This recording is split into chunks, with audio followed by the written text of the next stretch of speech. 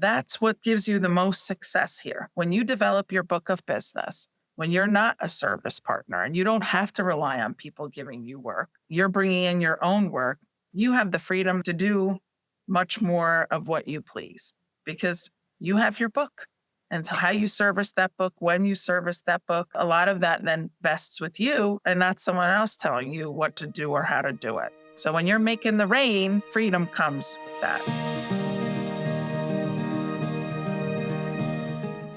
Welcome to our Happy Rainmakers video series where point one can make a difference.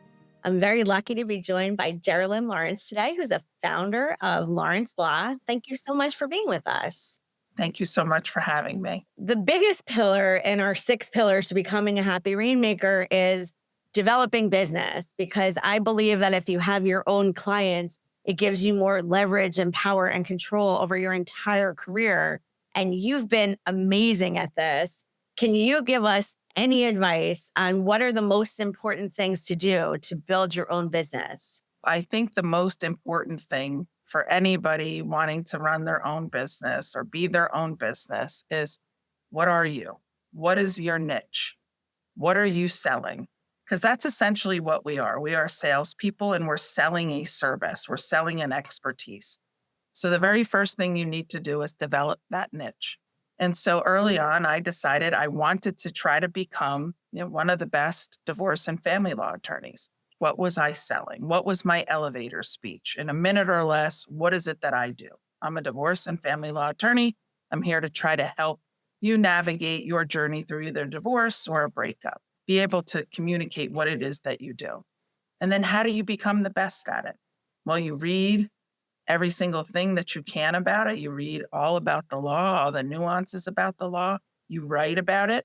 You write articles on every topic that may touch your practice area, and you speak about it. And as you're doing those things, you are being developed as a leader in the industry. So once you've done all those things, I think then two of the most important things come into play, and those are our 2 R words. Our reputation. You have to guard that with your life because it's all that you have. So you really need to make sure you're developing and maintaining and cultivating a very good reputation. And relationships. You need to develop and nurture relationships and authentically. Really be interested in people, not just go to events and meetings and try to talk to everybody at the meeting. Everybody knows if you're talking to them and your eyes are looking over your shoulder as to who may be better or, more influential in that meeting. So be where your feet are, be present in that moment, try to connect, learn about who you're talking about and build relationships. I always try to focus on 4 quarters instead of 100 pennies. I'd rather have quality instead of quantity. So develop your niche, market your niche, build relationships, guard your reputation, and just put yourself out there and trying to be the best in your industry. And I think those are keys to success. Do you have any advice for someone who has been a service partner or is still an associate coming up through the ranks and has an interest in business development, but just doesn't know where to begin?